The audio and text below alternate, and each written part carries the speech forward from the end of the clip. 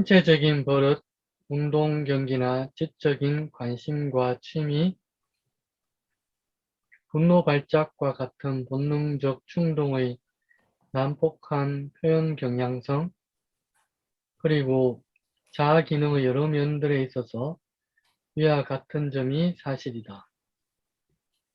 이와 같은 면들의 일부는 심하고 명백하며 일부는 보다 미묘하여 그렇게 명백히 드러나지 않지만 이 모두를 종합해 볼 때 이들은 자아 형성에서 경험이 중요한 역할을 한다는 점을 나타내주고 있는 것이 분명하다. 물론 강하게 부착되어 있는 주위 환경의 인물이나 사물과 동일시하는 경향은 결코 아동기에서만 일어나는 것은 아니다. 예를 들면 연예계의 우상이나 운동 경기의 영웅처럼 옷을 입거나 말하는 청소년들은 그만큼 그들과 동일시하고 있는 것이다. 청소년기의 이와 같은 동일시는 단지 일시적인 의미밖에 없는 잠정적인 동일시이지만 그러나 반드시 그런 것은 아니다. 예를 들면 교육자들은 학생들을 잘 가르쳐야 할 뿐만 아니라 학생들에게 훌륭한 모범이 되어야 한다는 점을 매우 잘 알고 있는데 이는 학생들이 교사처럼 되려는 경향, 즉 교사들과 동일시하는 경향을 다른 방식으로 말하고 있는 것이다. 교육자들이 바람직한 모범이 되고 있는지에 대해서는 우리가 그들과 의견이 일치하지 않을 수 있겠지만 학생들이 교사와 동일시하는 경향이 있다는 점에는 우리 모두 동의하여야 한다. 우리가 혹시 이제 옛날에는 선생님이라는 용어가 가진 의미가 스승이라는 용어를 썼을 때 스승은 사표라는 의미를 가지고 있었어요. 그러니까 여기서는 영어로 good example이라고 표현이 되어 있는데 어떠면 현대정신분석에서는 마들링이라는 기법이 있죠. 어떤 마들링이라는 건 분석가가 어떤 분석 과정 속에서 내담자가 주는 여러 불안이나 우울한 정서나 공격성이나 이걸 잘 수용해내고 그걸 액팅아웃 하지 않고 컨테인하면서 필요할 때 내담자를 그 정서를 잘 내고 도와주는 이런 것들을 장시간 이렇게 하다 보면 선생님이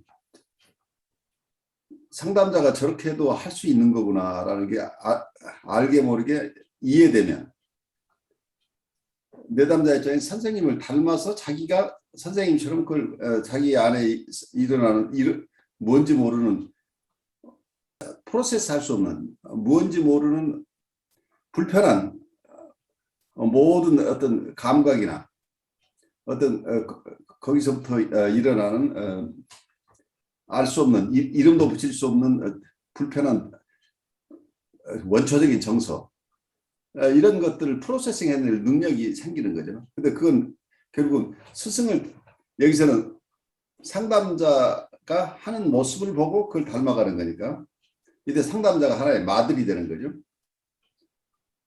그래서 그 선생님하고 관계에서 일어날 때 옛날에 선생님을 사표라고 얘기했던 것 같아요. 닮아갈 만한 존경할 만한 대상을 사표라고 얘기했던 것 같아요. 그래서 스승과 제자의 관계는 그런 사표로서의 스승이 굉장히 중요했기 때문에 인격적인 관계를 전제로 했었던 것으로 이해되는데 요즘 대학이나 아니면 대학뿐만이 아니라 중고등학교, 국민학교 뭐 어느 정도 그 과거에 이런 스승과 제자 간의 관계에 그런 정서적인 관계가 남아있는지 그건 제가 잘 모르겠어요. 우리 김도환 선생님이 느끼기로는 어때요? 요즘 스승과 제자 간의 관계 아니면 선생님과 학생들 간의 관계는 어떤 것으로 이해되는지. 저도 뭐, 잘 모르지만, 음, 가끔 주변에서 이렇게 학부모, 네. 들 얘기나 또는 네, 이야기를 들어보면 옛날하고 그런 관계는 좀 많이 다른 것 같긴 하고요. 일단 아이와 선생님 간의 관계보다 부모와 선생님 간의 관계가 더 좀 대두되는 듯한 경향도 있고, 그러니까 학생과 선생님의 관계가 이전에 부모하고 선생님의 관계가 더 앞선다는 얘기가 되죠. 그렇게 되면. 네네. 자녀가 작아서 그런지 요즘 부모님들은 예전에는 그냥 부모들이 선생님한테 이렇게 약간 맡겨놓다시피 한 듯한 느낌이었는데 지금은 좀 되게 주도적으로 뭔가 부모님들이 많이 이렇게 음, 개입돼 있는데 물론 긍정적인 면이 있겠지만 그때는 너무 아이의 뭐랄까 네, 그런 부분들이 좀 우려되는 부분들이 있고 두 번째는 학교 선생님들의 비율이라 그럴까? 옛날에는 그래도 남자 선생님들이 꽤 있었는데 요즘은 거의 젊은 여자 선생님들이 되게 주류이다 보니 제가 폄하하는 건 아니지만 좀 한계가 있는 듯한 느낌이 들어요. 그러니까 다양한 경험에 노출돼야 되는데 네. 어떤 한쪽 그러니까 여선생님이나 남선생님이 어느 분이 좋고 나쁘고가 아니라 우리가 어린 시절에는 아빠도 경험하고 엄마도 경험해야 되는데 여자 선생님들로만 대부분 교사들이 채워져 있으면 아이들이 남자 선생님으로부터 교육받을 기회가 거의 없다는 얘기가 되죠. 그러니까 다양한 경험에 노출되지 않을 가능성이 있다고 보이네요. 그래서 그냥 제 혼자 예전에 한번 생각을 해본 것은 좀 선생님들의 그 대우가 좀 더 좋아졌으면 좋겠다. 그리고 좀 비율도 성별 비율도 좀 고려를 해서 네, 하고 학교 선생님 말을 들어보면 초등학교 선생님 말 들어보면 행정 업무가 너무 많대요. 그래서 어, 스트레스도 많이 받고 학부모님한테 대한 스트레스, 네, 그다음에 행정 업무에 대한 스트레스. 그래서 또 굉장히 힘든 부분이 있다고 이렇게 하시더라고요. 그 어쩌면 가르치는 것 이외에 여러 네, 가지 그런 행정 업무가 많았던 것은 저희 수십 년 전에 학교 다닐 때도 비슷했던 것 같아요. 그때도 선생님들은 왜 이렇게 쓸데없는 것들이 많은지 네. 이제 그런 어려움을 겪으셨던 것 같은데 요즘도 마찬가지인 것 같네요.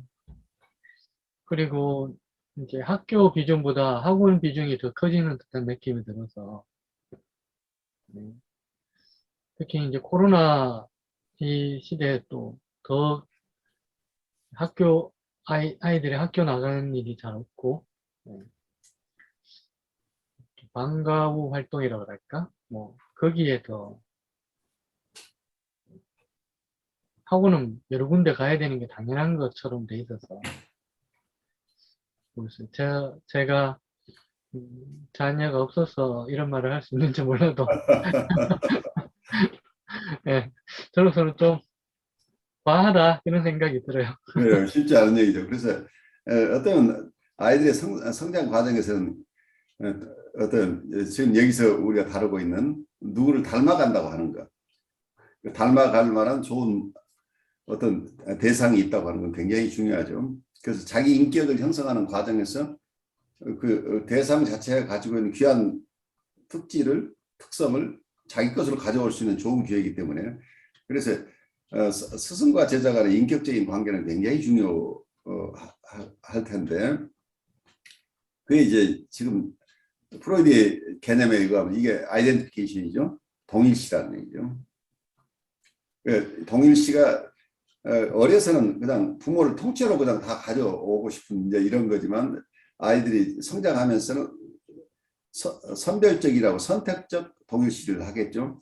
어느 선생님이 가진 여러 특성 중에 내가 담고 싶은 부분을 담는데 그 담고 싶은 부분은 이게 내 안에 소화된다고 한다면 그분이 가지고 있는 것을 내가 갖게 되니까 결국 여기 동일시가 일어나는 거죠.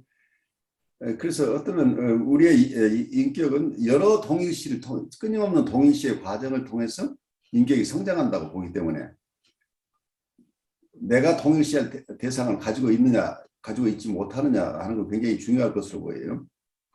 그래서 좀 걱정되는 것은 어느 사회건 자기가 존경할 수 있는 사람들이 많이 있어야 되는데 그렇다고 무슨 우상이 꼭 필요한 것은 아닌데 그렇지만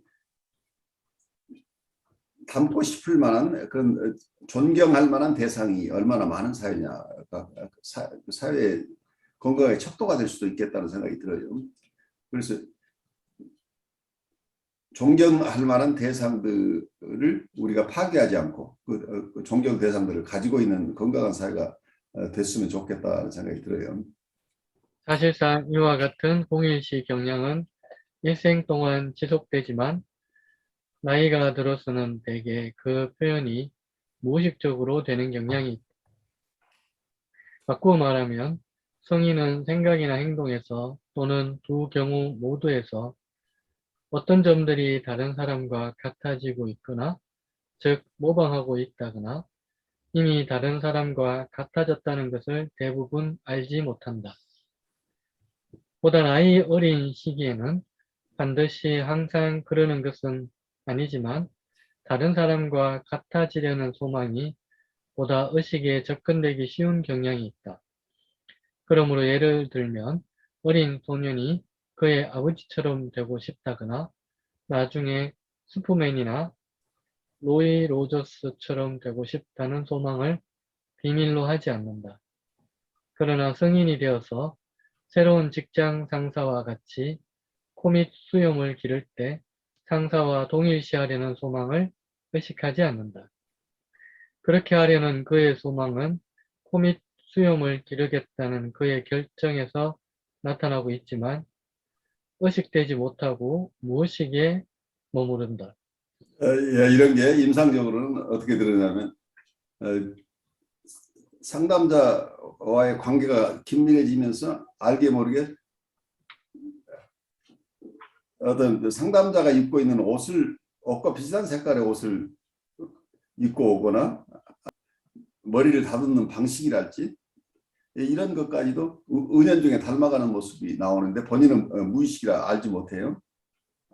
그래서 그 동일시 현상이 일어나고 있는 거. 그러면 그런 경우에 어쩌면 동일시가 진행되고 있고 특히 자기애적으로 굉장히 힘드신 분들 프리에더퍼런 내담자들은 나르시스틱 트랜스퍼런스 자기애적 전이가 활성화돼야 되는데 공생관계에 가야 된다. 그 얘기는 대상과 자기가 하나라는 정서를 가지고 상당한 기간이 지나야 이 공생 과정을 어린 시절 충분하게 겪지 못한 분들에게는 그 체험이 굉장히 중요한데 그것을 알 수 있는 것 중에 하나가 알 수 있도록 알려주는 그 특징 중에 하나가 경우에 따라서는 선생님과 아주 닮은 모습을 외양으로도 나타나고 어떨 때는 말투로도 나타나기도 여러 모습으로 상담자를 닮은 행동, 비슷한 행동이나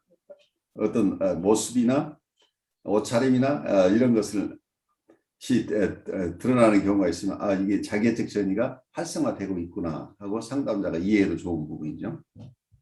그런데 대부분 이게 무의식적인 행동이죠. 어른들은 이게 무의식적인데 아이들은 나 슈퍼맨이 될 거야 아니면 원더우먼이 될 거야 하고 애들이 뛰어내리기도 하고 나르기도 하고 이게 거의 의식 수준에서 이게 아이들은 그거 자체가 자연스러운 건데 어른들의 경우에는 그 자체가 의식적인 활동보다는 무의식적인 현상으로 일어나는 경우가 대부분이라고 보는 거죠.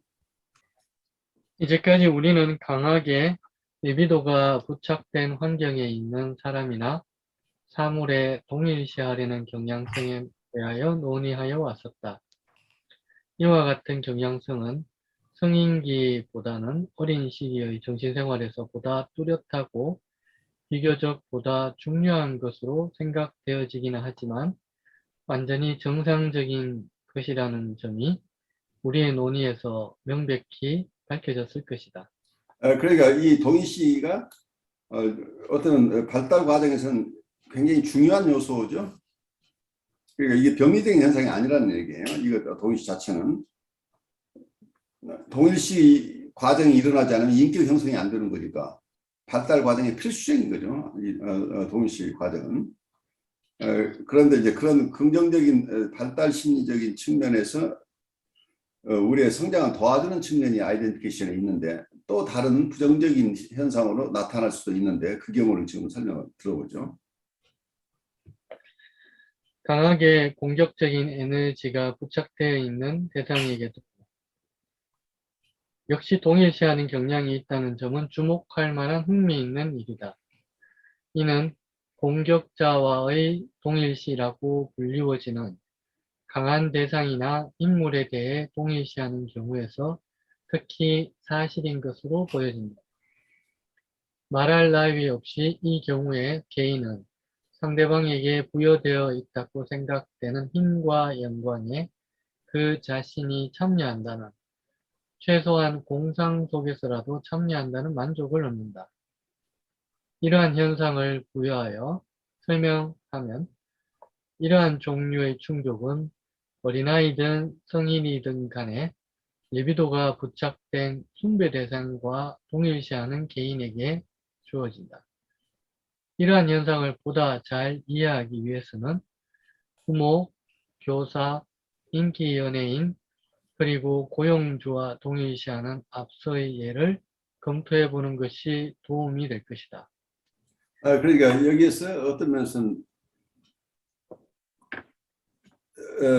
안나 프로이드가 얘기했던 게 identification with the aggressor라는 어떤 개념을 가져왔어요. 그리고 방어 수단 중에 하나인데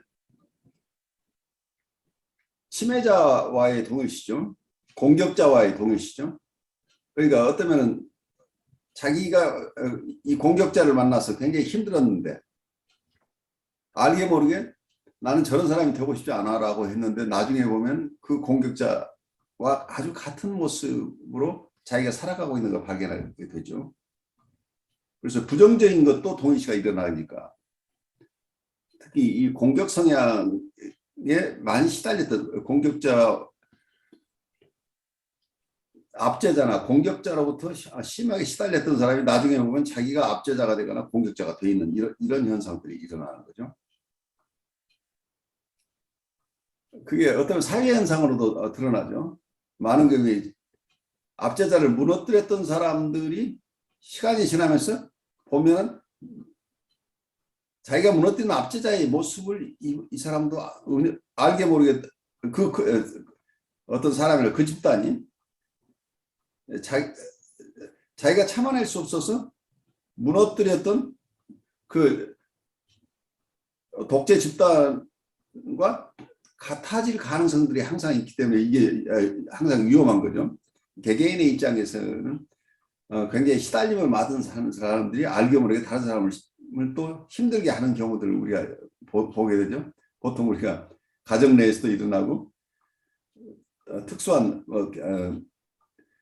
권력 관계에 있는 어떤 군대 내에서도 이제 이런 일들은 많이 일어나죠.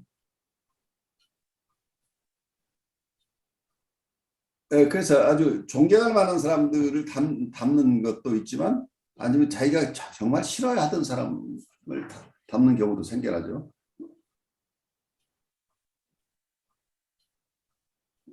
이제 그런 이 동희 씨가 그 현상 자체는 심리적인 거기 때문에 이게 어떤 가치 중립적이란 말이에요. 이 사람을 성장시키기도 하고 아니면 이 사람을 굉장히 힘든 어떤 상황으로 이 사람을 몰아넣기도 하는 상황이 되죠. 도움을 받기도 하지만 어떨 때는 그런 동의시 때문에 굉장히 평생 힘들어하는 힘든 삶을 살아갈 수도 있다고 하는 거죠. 그래서 임상에서는 이 아이덴티피케이션 위드 어그레스라는 부분을 잘 봐야 될 부분이죠. 공격자와의 동의시가 굉장히 파워풀하게 일어나기 때문이죠. 때문에 어떤 환경에서 사람이 살아가느냐가 굉장히 중요하죠. 그래서 인바이러먼트라는 게 우리가 타고난 부분도 있지만 어떤 환경 속에서 아이들이 성장하느냐, 그리고 또 어른도 마찬가지예요. 자기가 사는 사회가 건강한 사회냐 하는 것도 굉장히 중요하죠. 내가 어떤 어른도 선택하는 자기의 삶이 자기 주위에 있는 사람들이 뭔가 건강하지 않은 사람들로 가득 채워져 있는 사회 속에 내가 혹시 들어가게 되면 나를 지켜내기 굉장히 힘들어지죠. 존경할 만한 사람들, 합리적이고 건강한 사람들 속에 그리고 생기 넘치는 사람들 속에 사는 사람은 그 속에 자기도 그 중에 일부가 되기가 굉장히 쉬운데 그렇지 않은 환경에 들어가게 되면 거기서 자기를 지켜내는 게 만만치 않다는 얘기죠. 그래서 환경이 굉장히 중요한데 이제 환경에 일어나는 현상 중에 가장 중요한 현상 중에 하나가 이 동일시 현상이라는 거죠. 그건 우리가 평생 이 문제는 계속되는 거죠. 이 동일시 문제는 사람들이 살아있는 사람뿐만 아니라 나하고 누군가와 좋은 관계를 맺다가 혹은 아주 나쁜 관계를 맺다가 그 대상이 사라지는 경우들이 나와요. 그래 없는 대상과의 관계도 또 중요한 문제가 돼요. 그러나 우리가 가지고 있는 확실한 증거는 동일시는 숭배받는 사람의 권리와 특성들을 이어받고 이들을 얻기 위해서 자신을 숭배받는 대상과 대체하는 공상과는 단지 2차적으로 관련되어 있다는 견해를 지지하는 것이다. 이러한 숭배는 이와 연관되는 많은 사례에서 매우 강력한 동기임에 틀림없지만 대상과 동일시하려는 경향은 단순히 그 대상의 리비도적 부착의 결과라고 생각되어지는데 왜냐하면 동경하는 사람과 대치하려는 공상이나 선망과 같은 동기가 충분히 일어날 수 있을 것으로 기대될 수 있는 시기보다 훨씬 이전인 유아기에서도 가끔 이 경향이 발견되어질 수 있기 때문이다. 동일시가 공격적 에너지가 강하게 부착된 직접적인 결과일 수 있는지의 여부는 아직 해답되어지지 않는 문제이다. 프로이트는 동일시 과정에서 중요한 역할을 담당하는 또 다른 요인을 강조하였다. 그가 대상 상실이라고 불렀던 요인들이 있는데 이는 여러 가지 경우를 의미할 수 있는 용어이다. 이 용어는 실질적인 대상의 죽음, 대상이 죽었다는 공상, 대상과의 정기적이거나 장기적 이별, 또는 이와 같은 이별에 대한 공상을 지칭할 수 있다. 그는 이와 같은 상황 가운데 어떤 경우라도 상실된 대상과 동일시하는 경향이 있음을 발견하였다.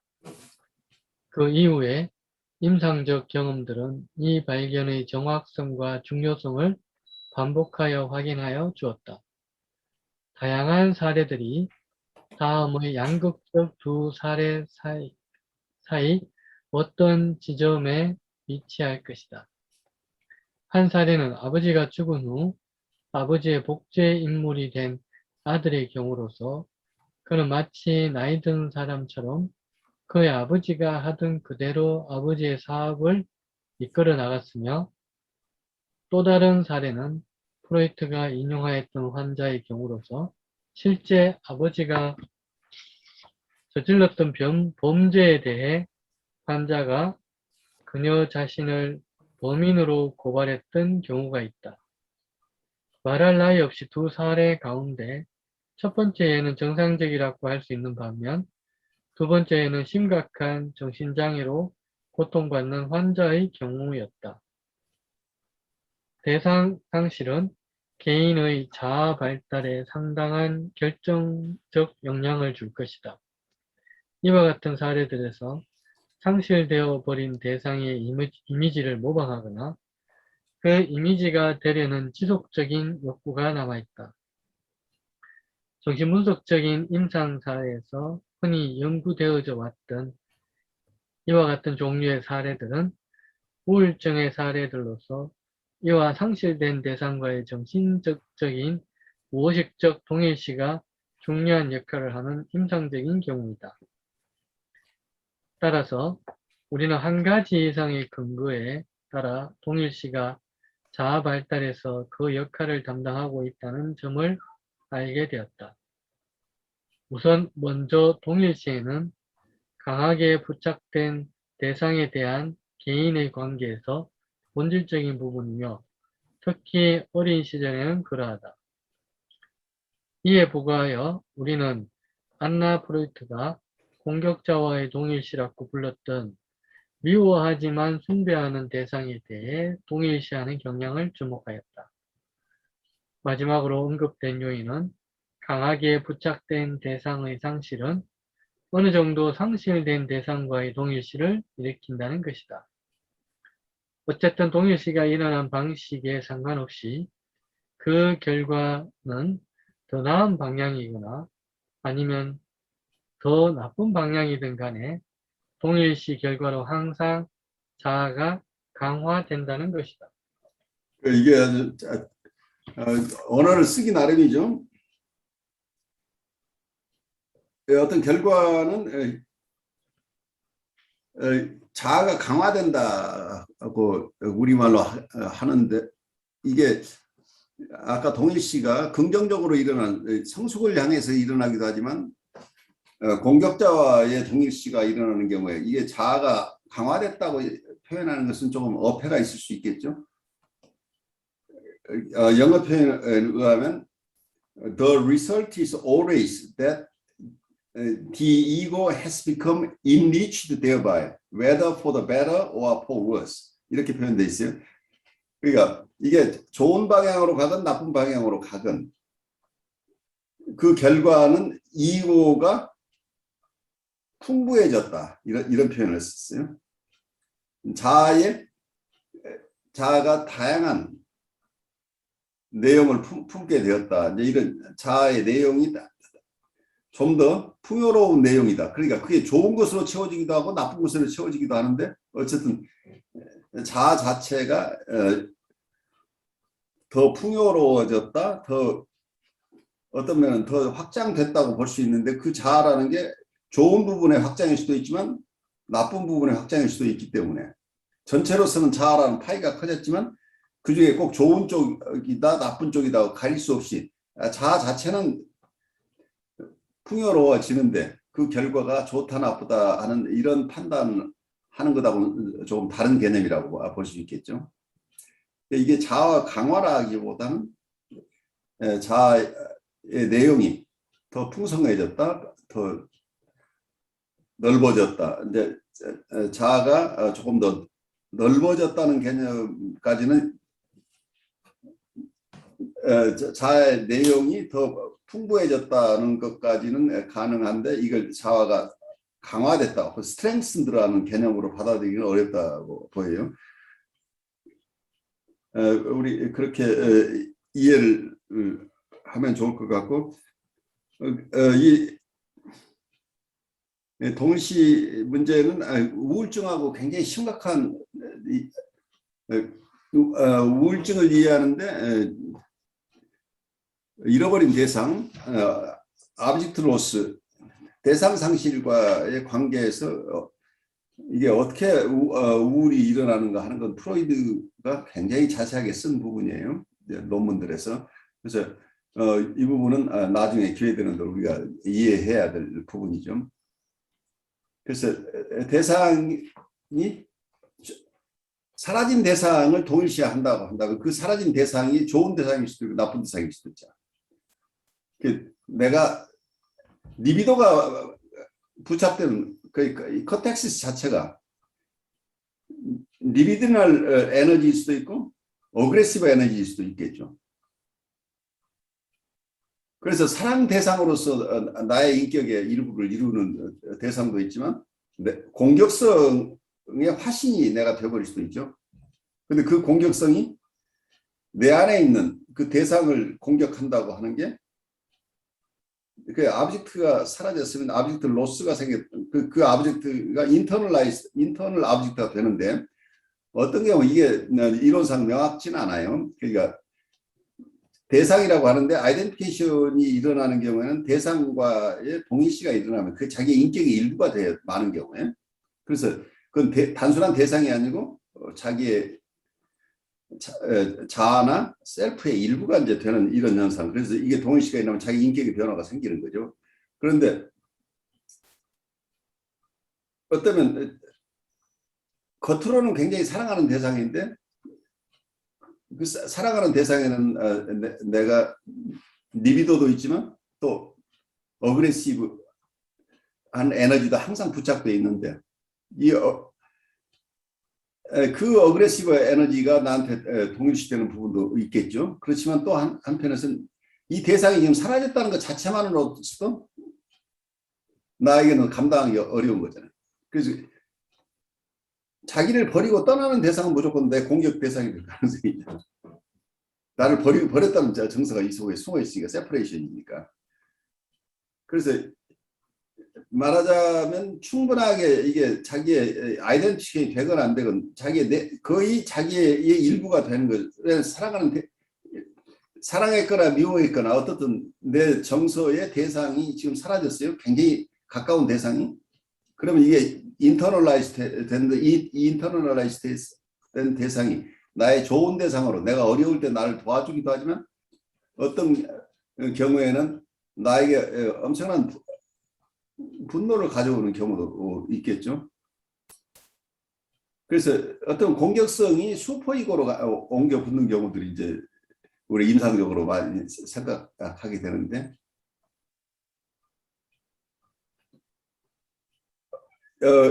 이 공격성이 슈퍼이고로 가는 경우는 그 대상에게 직접 공격성이 가지 않고 자기의 초자아를 강화시켜버리면 이 초자아가 결국 그걸 자기를 공격하는 자기는 사실은 자기라고 이론 구성하기는 사람마다 다른데 어떤 자기라고 하는 것 속에는 실제 자기와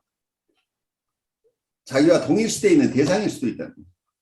근데 내 안에 있는 내가 용서할 수 없는 대상에 의식적이고 무의식적인 그 미운 대상, 나를 버린 대상이 내면화되어 있다고 한다면 이게 동일시라고 하고 인코퍼레이션이라고 하고 뭐라고 표현을 하건 어떤 인터널라이즈된 아브젝트가 있다고 한다면 그 대상을 공격하고 싶다는 거예요. 그런데 문제는 이 공격 대상이 자기와 거의 동일시 단계에 있게 되면 이거 분리해낼 수 없다는 거예요. 그러니까 자아와 셀프 레프레젠테이션과 혹은 아브젝트 레프레젠테이션을 할까요? 자기 표상과 대상 표상 내지는 현대적 심리학적으로 얘기하면 이고 필드하고 아브젝트 필드 자아 영역과 대상 영역이 중첩되어 있으면 이 대상만을 공격해낼 수가 없다는. 그러니까 이 대상은 자기하고 지금 융합되어 있으니까 동일시되어 있다고 거의 동일시 단계에 가 있다고 한다면 이 대상을 공격하는 게 결국 자기를 공격하는 거예요. 그러니까 내 안에 있는 그 원수를 타격하려고 하니까 그 원수를 타격하면 하는 게 결국 자기를 타격하는 거죠. 그래서 어쩌면 굉장히 심한 우울증을 겪고 있는 분은 잃어버린 대상을 끊임없이 공격하고 있는 이런 패턴일 수 있는 거죠. 자기 안에 있는 참아낼 수 없는 어느 대상을 공격하는데 문제는 그 대상이 자기라는 게 결국 이 동일시가 일어나 버리면. 그래서 자기 안에 정말 공격하고 싶은 어떤 요소가 있는데 그 요소가 하나의 대상으로 분리해서 이게 정밀 타격을 할 수 있으면 내가 살아남을 수 있는데 그렇게 분리해낼 수 없게 되면 결국 자기를 타격해서 자기가 이 세상을 살아갈 힘이 없는 사람으로 되어버릴 가능성이. 그 이제 이걸 이론화하는 방법은 여러 가지인데 어쨌든 이런 현상들은 임상에서 많이 일어나죠.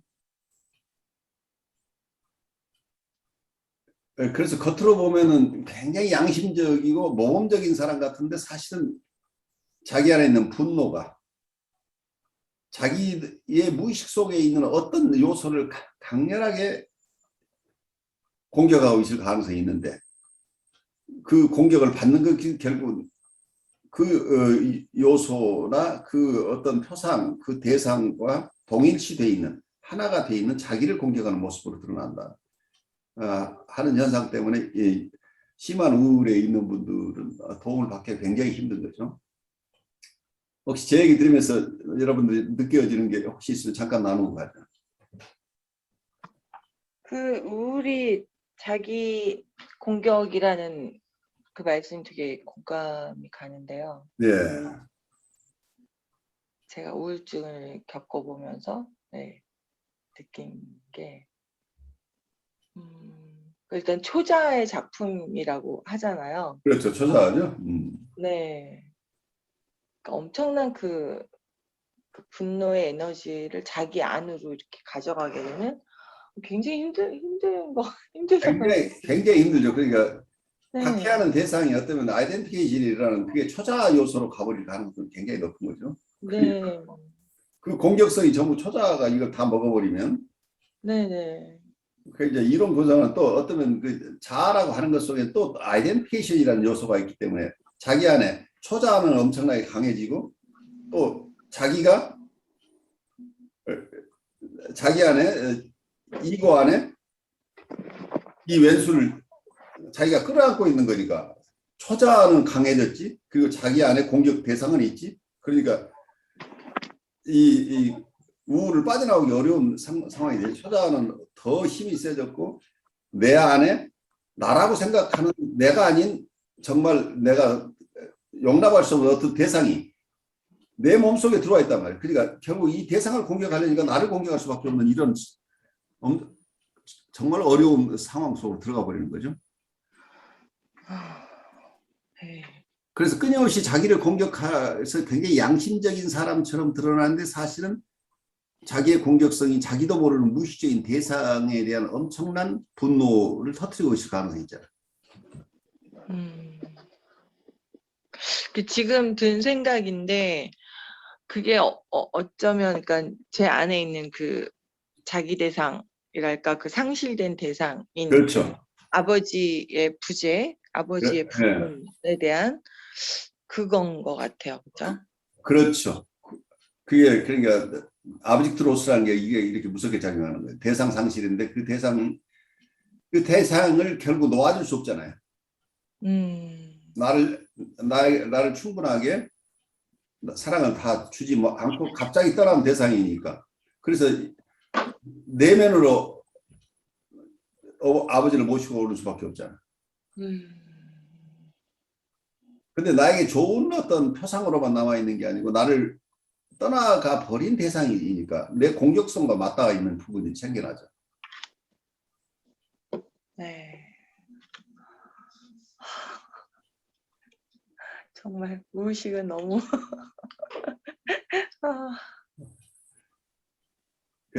우리가 알지 못하는 사이에 우리가 피해 나갈 수 없는 어떤 메커니즘들이 작용하는 거죠. 나를 버리고 간 대상들에 대한 집요한 추구가 내 안에 일어나게 되잖아요. 그렇게 되면. 네.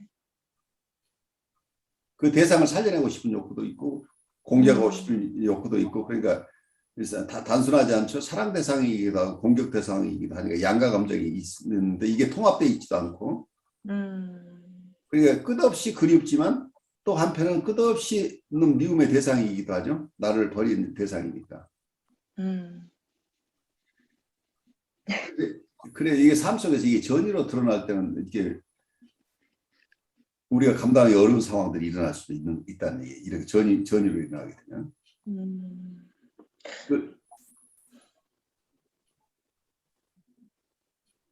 그 정서들이 현실 대상에게 투사되게 되면 그 현실 대상하고 관계가 우리가 굉장히 어려워지는 거죠. 그렇게 되면 또 이런 얘기들은 쉽진 않아요. 그러니까 케이스마다 다르고, 그리고 프로이드가 한 얘기를 제 나름대로 조금 번안해서 내가 소화해서 여러분들이 전해드리고 있는데, 이제 프로이드가 봤던 얘기들은 여러분들이 프로이드 원문을 읽으면 프로이드의 사고를 우리가 쭉 따라가 보는데, 프로이드 이후에 또 여러 대상관계 이론이나 이런 것들을 감안해서 이렇게 제가 좀 설명을 드려봤어요.